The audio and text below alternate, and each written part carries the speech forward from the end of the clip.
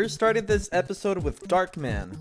To appreciate this game, one has to be familiar with this.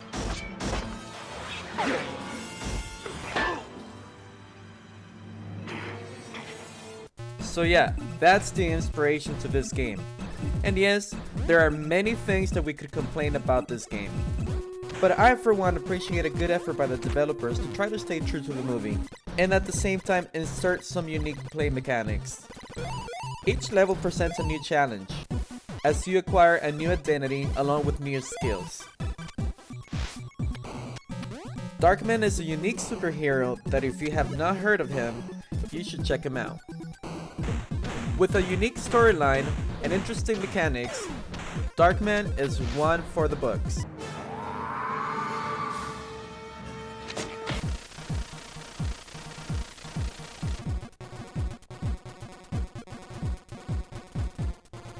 I am the terror that flaps in the night.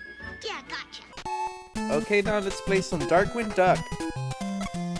I think as grown-ups now, we bash on NES games all we want and we say all these bad things.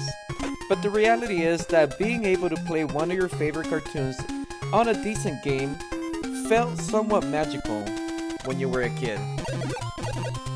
And this is a pretty good game.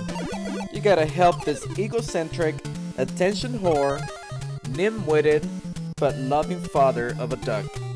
You gotta go through every stage fighting the criminal organization Foul in order to bring peace back to the city. This was a fun cartoon, and it's a fun game. Darkwing Duck.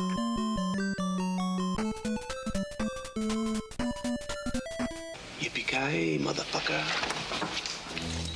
So we're starting to see a trend here. Games inspired by movies or TV shows. Die Hard. Honestly, as a game developer, how do you do justice to a movie like Die Hard? In fact, this movie's so great that I had to watch it again as I was making this video. So you're working your way up a building overtaken by terrorists, where your wife is being held hostage. Obviously, you're vastly outnumbered and will be showered with bullets all the way up. Yippee-ki-yay, motherfucker. Then you get to the 30th floor and your showdown with Hans Grover begins. You kill his ass, and then, at that moment, when you finish the game, you finally feel entitled to say these words. Yippee-ki-yay, motherfucker. Wow, that's great. But how do you follow that up? Answer is you don't. But we can't end the video there, there's still more games to explore. So our next game here is Digger. Think of Digger like Dig Dug turned into Indiana Jones. Good character animation is something I always appreciate in NES games. And T-Rock here from Digger does not let me down. Awake your inner adventurer and explore the various areas in search of the lost city, with riches beyond your wildest imaginations. I know what you're thinking, punk. And did he fire 6 shots or only 5? You could ask yourself a question.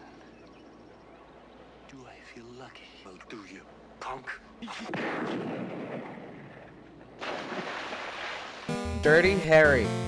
And the trend continues, another game based on a great movie. You get to play as Detective Harry Callahan, yielding his signature 44 Magnum. The cool thing about your gun here is that you can draw it without actually shooting it, which makes you look like a total badass. Dirty Harry is not one of the best games you'll ever play on the NES, but it's a good game to give it a try. You could ask yourself a question. Do I feel lucky? Let's look at Double Dragon. This was my first beat 'em up game ever, and let me tell you, I always felt like I was actually in the game. The feeling was so real to me. Whenever I beat up one of those giant dudes, I felt strong. And at the same time, every time I saw my character taking damage, with that facial expression that he made, I felt the pain.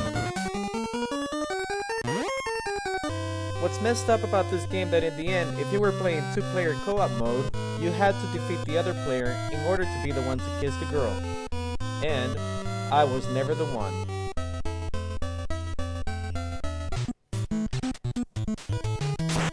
Double Dragon 2 is even better with more fighting moves and better graphics. This time around, the two players can beat each other up throughout the gameplay with friendly fire. And for the final battle, you always wanted to be the one to give the last blow, so you could take that nice slow motion take of you being the hero.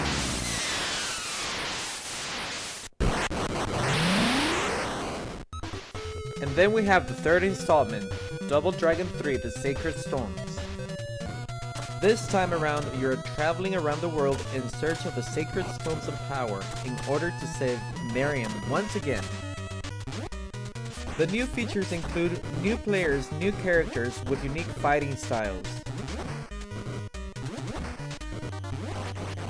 At the end of this game, after defeating the final boss, you come to realize that who you were fighting was actually Mariam, the very same girl you were trying to save.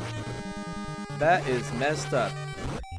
But thankfully you didn't beat her up too bad and she survives. The Double Dragon Trilogy. Our next game is Dr. Chaos. To appreciate the premise of this game, you'd have to be a fan of sci-fi. You find yourself walking through a mansion, uncovering warp zones which lead you to different dimensions. As you travel through each dimension, you will be able to find power-ups that will assist you in defeating each enemy at the end of each dimension. Oh, and if you still want to hate on this game, to me, this game reminds me a lot of this other game. Yeah, I just compared Dr. Chaos to Zelda 2.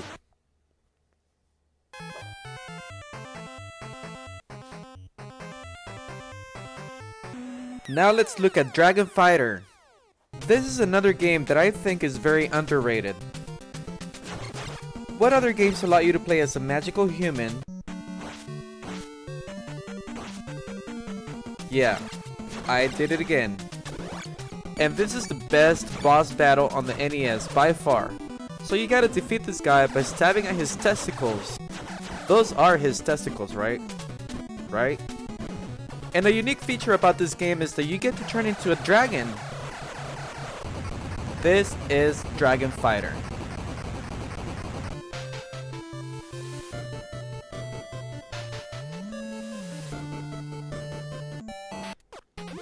Dragon Power. What was supposed to be a Dragon Ball game was toned down to cater to the American consumer. Seriously? Why were so many games modified to appeal to American culture? And when they did that, it didn't do us any justice. If anything, I believe it robbed us of a better gaming experience. Nintendo, I want my childhood back.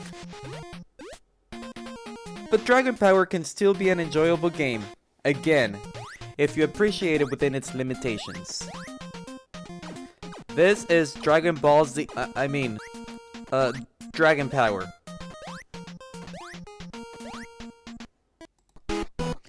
Woo! Believe me, this episode has been a little tame because when it comes to NES games, we've been scraping the bottom of the barrel. But hopefully we're closing out with a good game here. This is DuckTales. Take control of Scrooge McDuck. Yeah, that filthy rich guy you love to watch every Saturday morning. Travel around the world and even in outer space, seeking for treasure to become the richest duck on the land. The music is great, especially the music in the Moon level. It is one of my favorite NES tunes. You better learn how to use that jumping mechanic with your cane because it is crucial in order to navigate through each level. And in your final battle, the first time I read this, my heart was pounding, my palms were sweating.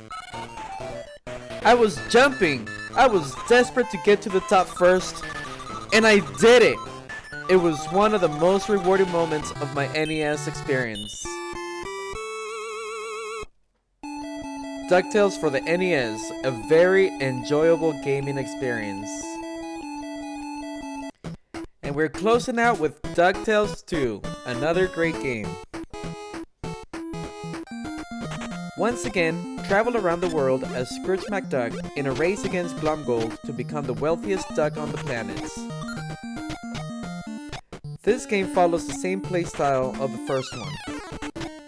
It's basically the same mechanics, with new levels and new challenges.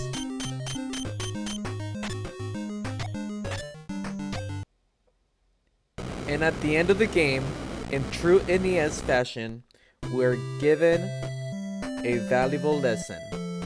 Friendship is greater than treasure. You heard it from Scrooge McDuck himself. Aw, I have a tear running down my cheeks.